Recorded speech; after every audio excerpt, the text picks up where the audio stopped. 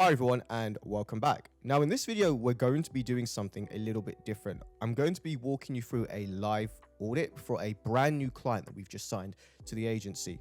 And I want to use this really as a sort of case study to showcase the inner workings, how we think, how we model our audits, so you understand what to look for when you're looking at your own accounts, whether it's for your business or for your client accounts.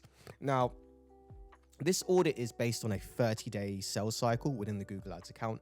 We actually do audits, we do three types of audits: 30-day, 90 days, and 180 days.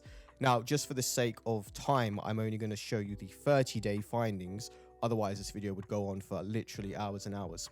So without further ado, let's get into it.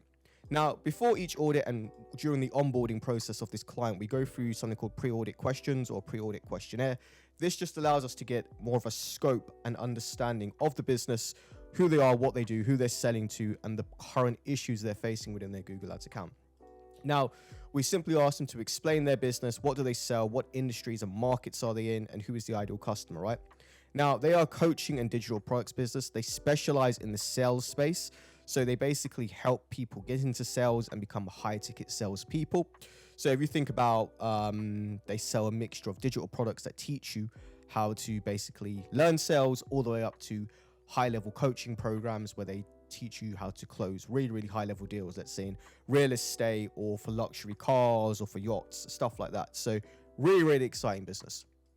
Now, a big question for us as well, whenever we work with a new client and we're auditing a Google Ads account, is Google Ads the primary paid acquisition channel when compared to other channels like Meta and TikTok? Because we want to understand, where does Google Ads sit in the funnel for this particular client? Is it more of a secondary thing, or is it actually their main source of acquiring new business and actually growing the business?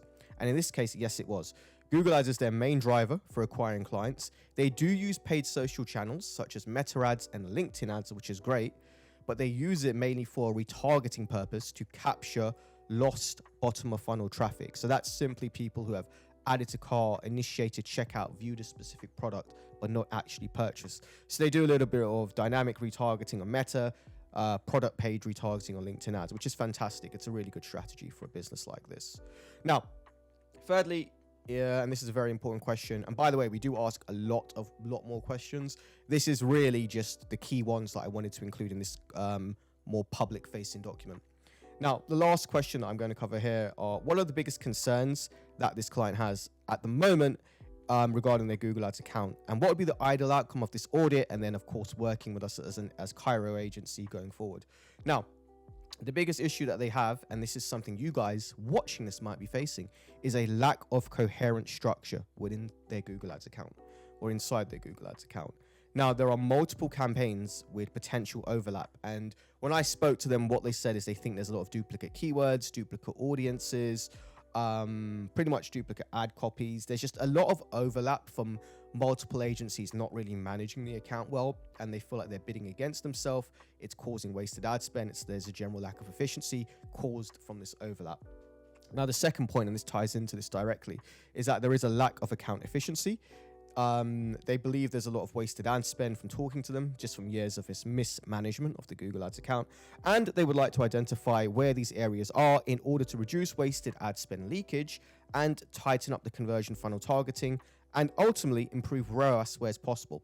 So pretty standard client that we work with in terms of what they come to us with, in terms of there's been some mismanagement in the account. They're essentially looking up to tighten up the ship, get more out of their ad spend in terms of generating revenue at a higher ROAS, and just start scaling the hell out of things. Now, our first impressions of the account, and just remember guys, this is a 30-day audit cycle. I'm not including the 90 and 180 days. Otherwise, this would literally be a 2-hour video.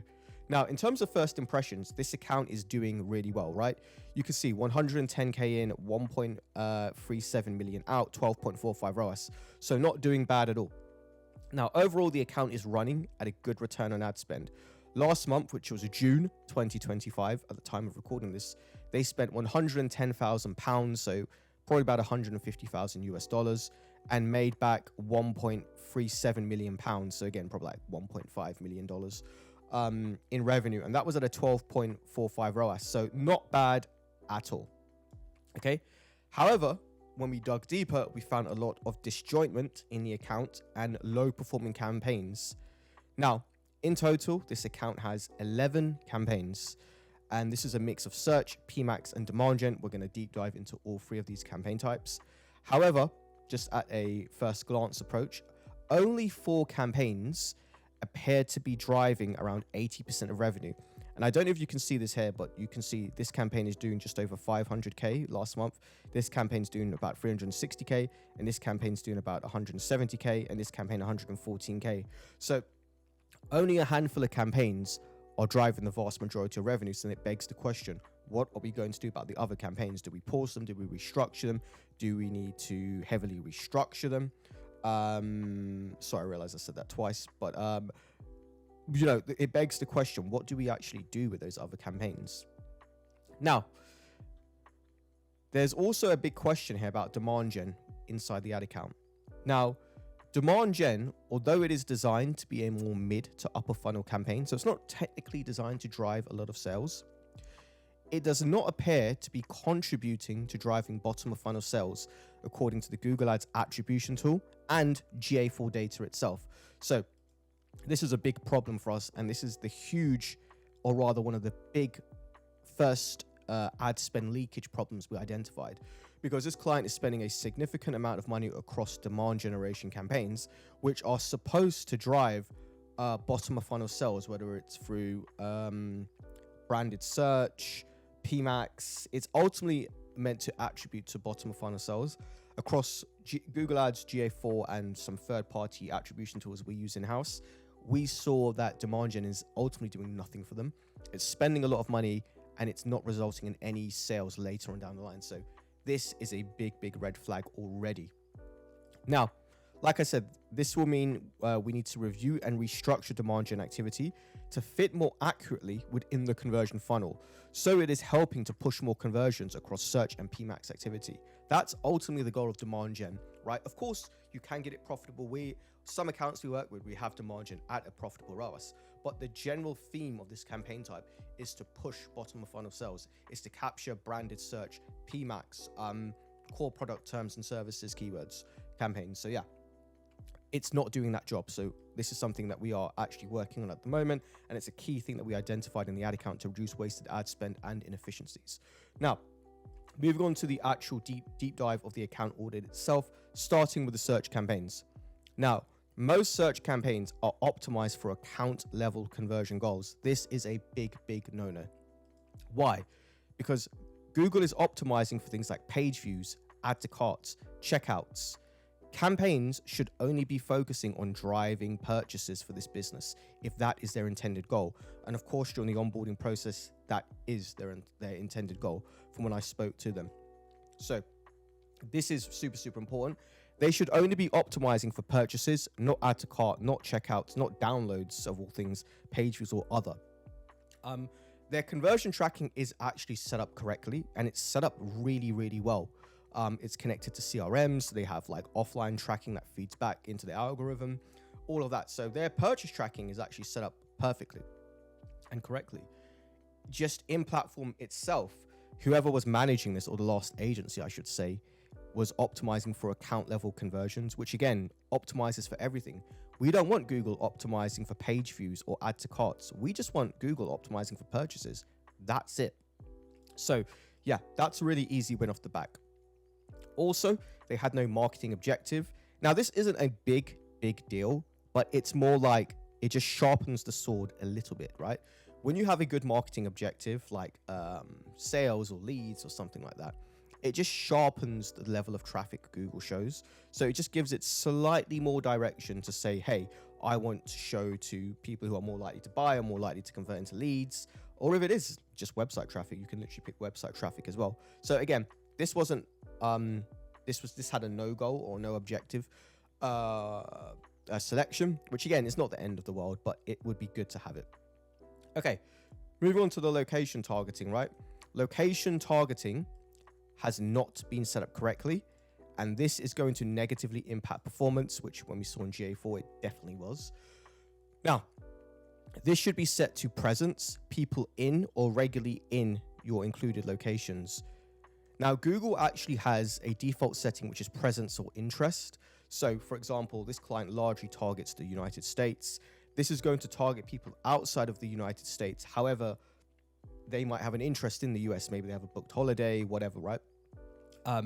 So what this location option targeting does is it confines your ads to only show within your target areas, which should be obvious, but Google makes it a little bit tricky. So this is one of those hidden settings that you need to make sure you always tick. Now, moving on to the next point. Most campaigns are using either a max conversion value, or max clicks bid strategy, okay? Now, if the goal of your business, and in this case for this business that we are now working with, is to maximize revenue efficiency from their Google Ads activity, they will want to be using a mixture of maximized conversion value and target ROAS bid strategies. The reason why is because these bid strategies are actually orientated to targeting customers who will purchase a certain amount or at a certain volume.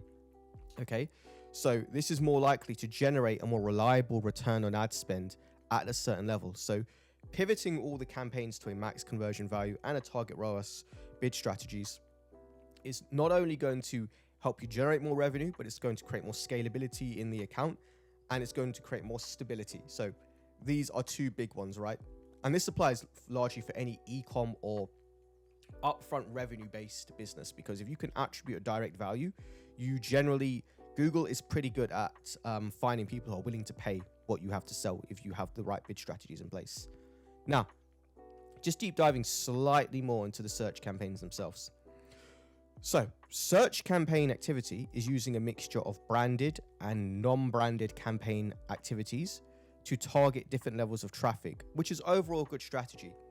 I like the fact that these guys, this business is a really, really big brand. So they have a lot of branded traffic. They have a lot of competitors bidding on their brand name. So it makes sense to bid on their brand name to make sure they occupy that number one spot in Google. And then they have the organic SEO ranking as well. So they're taking up a very healthy amount of real estate on the first page of Google. Now, that being said, they are also using Google Ads to target a range of non-branded keywords.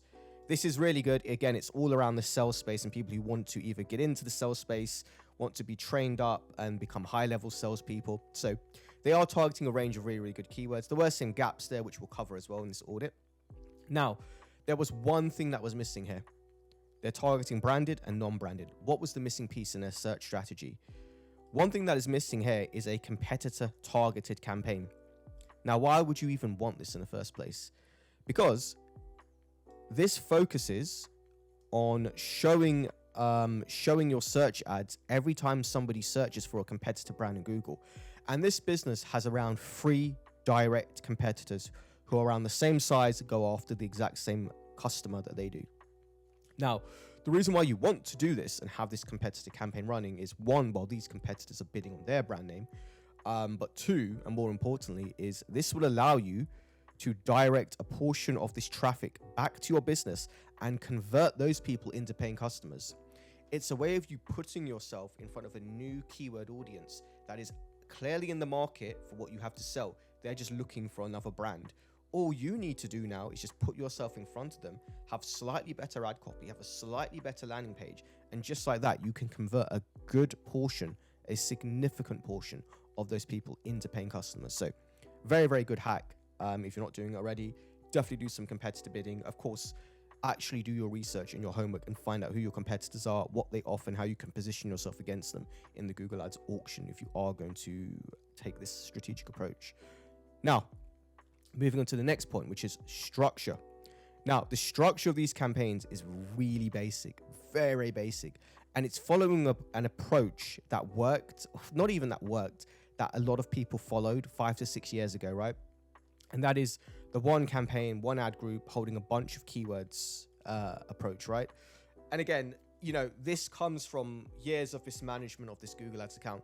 Yes, it was doing a relatively good ROAS, but that was due, I think, to a lot of external factors around the business. And a lot of that was coming from branded. Now, this type of structure doesn't really work anymore. And just to give you one example of what we found inside this ad account is one ad group had 242 keywords in it alone, right? Which is way too many keywords for one ad group, even back then, but especially now. And we found this trend across multiple campaigns where they had one campaign, one ad group, literally 200 plus, 300, 400 plus keywords inside of them, right? Now, why is this even a bad thing to begin with, right? So the reason why it's bad is because Google is going to struggle to match every keyword to a search effectively, right? And that's because the keyword structure is too big. What ends up happening in practice is that the algorithm will push a majority of ad spend, okay, into a handful of keywords that end up driving most of the conversions. And the rest of the keywords receive minimal ad spend and they won't be pushed enough to actually get conversions by the Google Ads algorithm. Now, here's where it gets dangerous because yes, you might say, well, okay, I'm getting conversions from these handful of keywords, but the other keywords are going to spend, but very minimally. They might spend $100 here, $50 here, $200 here, right? So they effectively waste ad spend because they never get spent enough to buy enough traffic to get you conversions, if that makes sense. So ultimately, you just end up losing a lot of money from these keywords. Now, what is the solution here? The solution is to segment out these 242 keywords into separate ad groups and campaigns based on their relevancy by product type. So like I said, this business has multiple digital products and multiple coaching programs around the sales space. So just by simply segmenting out these 242 keywords into relevant themes based around the different products, the coaching programs that they sell, Google is going to perform way better, way better, right? And also, what we have already started doing, but what we recommend to the client as well, is that we need to start pausing any low-performing keywords, which in this case, after auditing the ad account, we define as $500 with no conversions, right? Now, what is this actually going to do? What impact is this going to have on the account? This is going to make it easier for Google to match a keyword to a relevant search and actually target the people who are more effectively ready to buy, right? Because here's the thing, Google can now effectively map a keyword to a search because it can push ad spend behind it because it's organized and structured more correctly. Now, just a byproduct of this is that this will contribute to an improved quality score because when you have a more segmented structure, this actually increases the overall relevancy of your Google Ads account, which leads to a better quality score, right?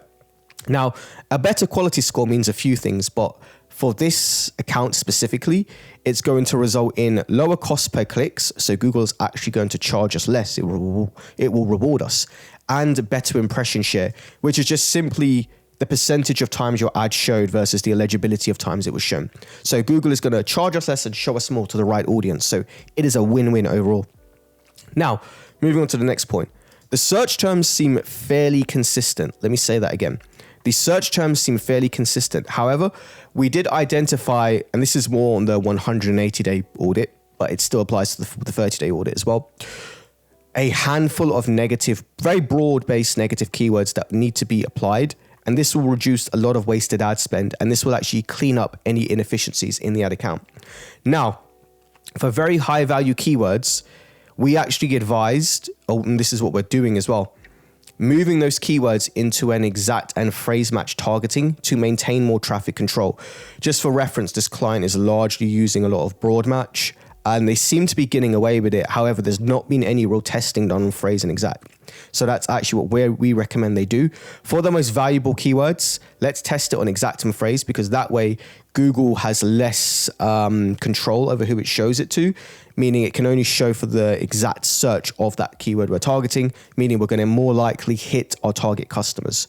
Okay, now moving on to the next point, looking at the Insights tool. Now this was super valuable, right? Loads and loads of data in the Insights tool, which was being underutilized and not used at all. However, one of the most interesting things we found was in the search terms insights report, right? This revealed a lot of high value keywords. I've obviously blurred this out for the client's privacy. Now, there's two things we can do with this. One, we can actually take these keywords from the search category or the search term insights report and just apply them directly into the ad account itself. And again, structure it in a way that makes sense. So by relevancy, or we can actually take those keywords and expand them through keyword research using tools like the Keyword Planner, SC Ranking, even ChatGPT.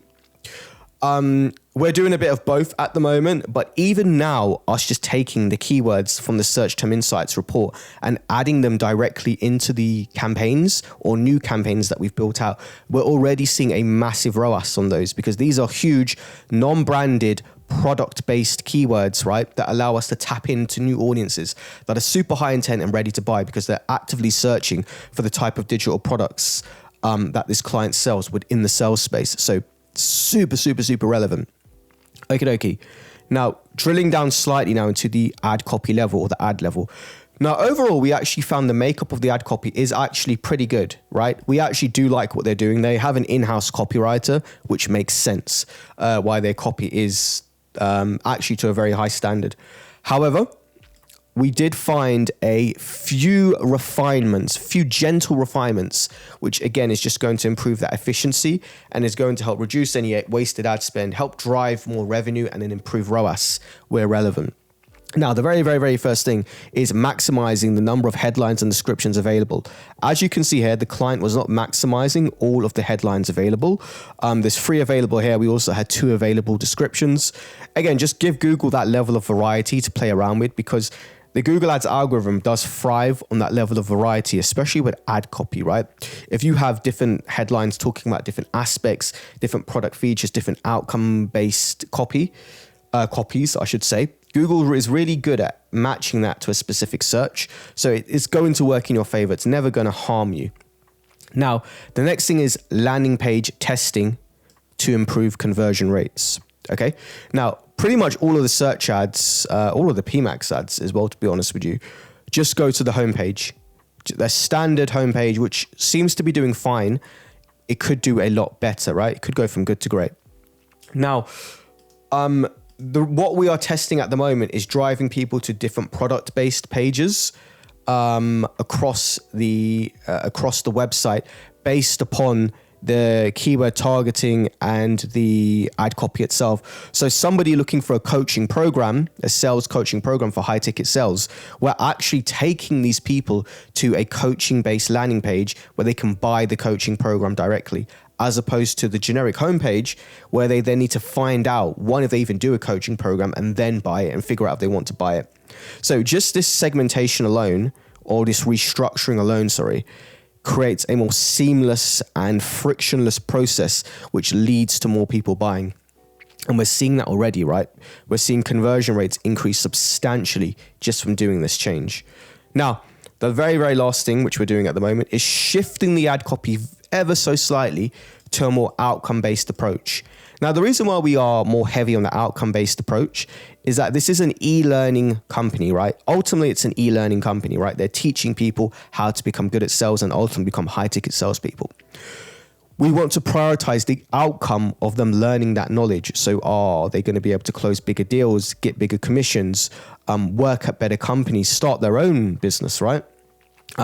We are basically focusing on the outcome of that and trying to identify what are the key themes or key outcomes that attract the most people, and then double down on that via the ad copy. And then we will probably be doing some landing page optimizations around that as well, just to really, really drill in the conversion rates.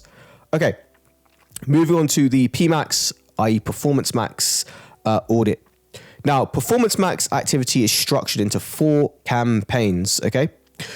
These are all USA based and they are labeled as branded, retargeting, and products. And when I spoke with the CEO, when I spoke with the team in general, they were under the impression that their branded PMAX was only targeting branded keywords. Their retargeting PMAX was only retargeting people. Their product PMAX was only targeting product based.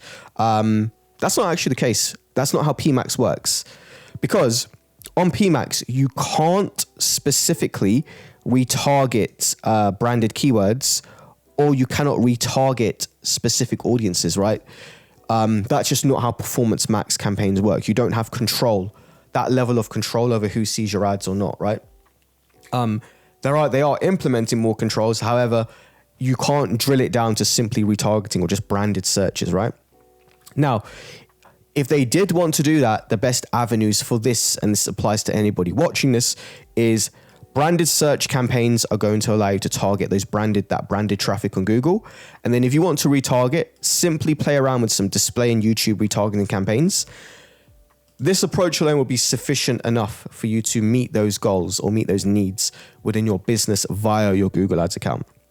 Now, some top level optimizations that we identified, and please do remember this is the 30 days, the 90 and the 180 go into much more detail. Now, top level optimizations include placement exclusions such as the App Store, okay? By simply excluding ads from showing on the App Store for a business like this will reduce a lot of wasted ad spend and redirect ads into higher quality placements where people are more likely to buy. Secondly is turning on customer acquisition, right? Now, we found that a lot of the PMAX campaign was essentially spamming branded traffic, right? We saw in the search terms reports that they're showing for largely just their own branded keywords, a lot of stuff like that, right? Now, by turning on customer acquisition, this is a relatively new setting, but it's been around for a few months now. But what it does is it optimizes for new customers, okay? Now, the reason why this is important is that it will reduce wasted ad spend going towards repeat customers and actually focus on account growth. It's all well and good if you are attracting people who already know your brand, but the way you're really going to grow any business is by targeting and bringing in new people who have not heard of you before and have not actually bought from you before. Okay. Now, I want to actually caveat this and say we also did some brand exclusions across relevant PMAX campaigns of this business's own brand. So that way we have a net positive traffic that is only targeting, or rather only bringing in conversions of people who have not really heard or been on the website before. Cool. Now, at the structural level, we found several optimizations. So we found several optimizations which when implemented will help to improve overall revenue efficiency while reducing wasted ad spend. This includes campaign consolidation. Now, several campaigns are running identical ads and targeting, creating audience overlap. Let me say that again. Several of the campaigns have the exact same ads and targeting, which is creating audience overlap. Now, if you remember, this was a big concern they had at the very beginning. Now, the simple solution to this is just combining those campaigns, okay? And by that, I mean, you can simply just pause the least performing and then just push the rest of the budget into the other one. Why do you want to do this? Because now you just have one big campaign that's targeting the same audience with the same ads, but it has a bigger budget. So it can buy more traffic and you can scale it up, right? And just get more revenue from that one campaign rather than having two PMAXs essentially competing with one another. Next is asset signal refinement. Asset signals is just simply targeting, right? Now, all of the PMAX campaigns, or I should say most of the PMAX campaigns, bar two, were not leveraging search themes, first-party data, or in-market audiences, okay? Now, by having search themes, first-party data, and in-market audiences, this would actually make targeting far more effective because it would give Google the data it needs to reach higher quality audiences that are likely to buy, right? Like I said, only two campaigns had some very vague targeting in them, and these were the identical campaigns that had to be consolidated. The other two were not leveraging any of this, right? Now, search themes are essentially like targeting buckets of keywords, categories of keywords, right? First-party data is like a gold mine, honestly, for any business, because you're telling Google what your customer looks like, and Google can go out and find people who look just like them and target them with ads. In-market audiences is actually something quite unique to Google Ads, where you can literally target people who Google defines are in the market for what you have to sell. So in this case, we were able to target people who are actually in the market for sales training, right?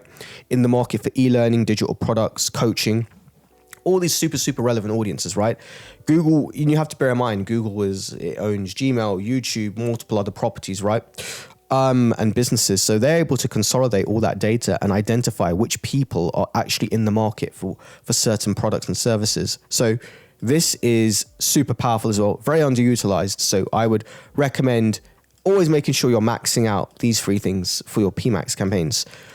Lastly, at the structural level is the asset group restructuring. Now, most campaigns, or rather, let me say that again. most of the Performance Max campaigns only had one asset group, okay? And that contained all of the products. Now, what we've been doing, what we recommended and what we're now doing is taking a more structured approach that segments out asset groups by product category. So for example, different digital products go into different asset groups based on their relevancy. Different coaching programs go into different asset groups based on their relevancy. Then what we further did is create two categories of campaigns. So we split out campaigns into winning products and non-winning products. And simply by that, we mean products that are hitting the target ROAS for the client. Those would go in a certain category of campaign. Then everything else would go into another category of campaign. The reason why is because the winning products, we can actually put a specific budget behind it and spend more and make it easier to scale up, because Google is not pushing that ad spend into low performing products, which don't give us a return. Also, we can now adjust the target ROAS more aggressively and turn up how much money we want back on those winning product campaigns. Now, we don't ignore the non-winning product campaigns at all. We're still working on them. However, we're able to do this in a more manageable way where it doesn't bring down the overall performance of the account. Okay, now, in addition to this, we now have access to the search terms data on PMax. If you're watching this at this point, you probably should have it. If not, it's coming very, very soon. Just like you can do search term reports on search campaigns, you can now do search term reports on Performance Max campaigns. So this has been a goldmine for us, right? So from reviewing this, we found several search terms that can be applied. Now this will prevent our PMax campaigns from showing from any irrelevant words or phrases, right? And again, this is just like a really nice audience refinement that we can now do, because we can stop people looking for, let's say, free training or cheap training. This is quite a high-end product and coaching business that these guys have. So again, we're able to exclude those irrelevant audiences by simply adding in negatives, and we're able to take that data directly from the PMax search term reports. Now, lastly, on the PMax audit, we carried out an assets report, okay?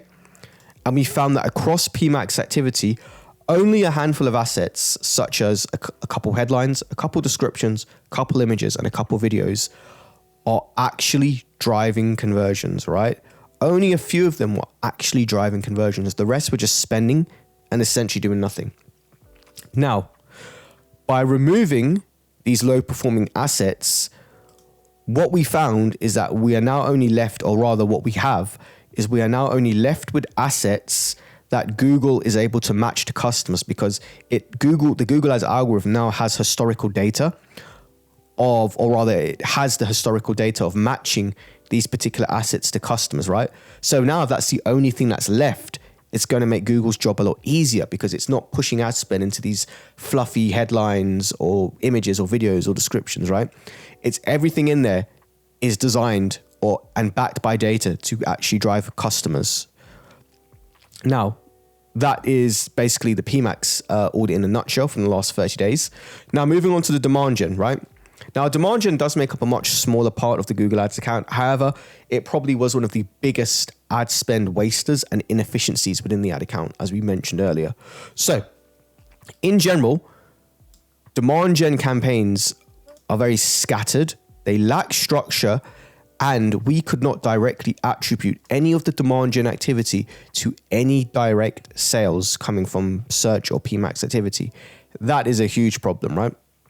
Now, after deep diving into these campaigns, we identified that the budget is not really the issue, because they were spending a significant amount of money on these campaigns. But there were two key areas that heavily need to be optimized. Now, these are running a targeting overhaul and ad level refinements. So let's get into it. Now, first thing, like I mentioned, is running a targeting overhaul. Now, by this, I mean we just need to completely restructure the demand gen targeting. Now, these campaigns were largely using default Google Ads settings for the demand gen campaign, right? And clearly this needs to be fine-tuned. So for example, we specifically need to be selecting the core channel placements. You can see here, they had this left on everything. So Google Ads was just running demand gen ads on all channels. We need to move it to let me choose and only pick the highest quality placements that we know are most likely to drive revenue for this business, okay? Now, in addition to this, we need to turn off optimized targeting. Optimized targeting was left on. That pretty much means you can just target, you're letting Google target whoever it wants. We need to be leveraging first-party data to create lookalike segments within our Google Ads account. Now, again, this business has a massive email list. They were not leveraging it inside their Google Ads account. They are now because of us. But you can actually plug in your email list, your first-party data into Google Ads. And for demand gen campaigns specifically, it will create a lookalike segment, very similar to a lookalike or a predictive audience on LinkedIn ads, right? So really, really cool. We're doing this at the moment. We're already seeing very, very good results in terms of actually getting them a good ROAS on the demand gens itself, but being able to attribute those sales directly to search and PMAX activity. Now, the ad level refinements, what does this include? Okay. Now, the current ads that they were running were good and they were high quality, right? And I mean that in a very generic sense. They were like kind of TV ads, right? You know, they had good production value behind them. They looked fine. They looked good. But there was a few key things missing, right? They barely referenced the business name, okay? And they barely mentioned anything notable to search for afterwards. These are two massive things that you're supposed to push with a demand gen campaign. This is what makes a demand gen campaign work in the first place. Now, one of the biggest things you can do with your demand gen ads is to include searchable keywords, or rather I should say mention searchable keywords within the video content itself, right? So you want to be mentioning your business's name. You want to be mentioning the exact type of products and services that you sell. Why do you want to do this? Okay. Because people afterwards are going to go on Google and search for your business name. They're going to search for the course you sell, the t-shirt you sell, the whatever it is you sell, the product or service, you name it, right? You want to give the person watching an action to take afterwards. And then Google, the algorithm is very good at then matching that person with a search ad or a shopping ad or anything, right? Whether it's through search or PMAX activity, and then getting that person onto your website. Okay, so that is really, really the whole point of it. So we're actually in the process of creating new ads for these guys that are very, very keyword heavy. So by that, I mean simply within the ad itself, the people speaking or the people within the ads are mentioning the business several times. They're mentioning the exact products, the coaching programs they sell several times. So when somebody's watching this, those keywords or keywordable searchable terms are drilled into their head, so they know what to go on Google and search for afterwards. They even know what to go on YouTube for and search for afterwards, right? So we're giving people more of an opportunity we're giving the algorithm more of an opportunity to capture those people coming from demand gen, because we're giving people an opportunity to search, or we're giving them something to search. So that is it, guys, in a nutshell. I hope you enjoyed it. I know this was a lot of information. Any questions, as always, feel free to ask me in the comments, and I will see you on the next video.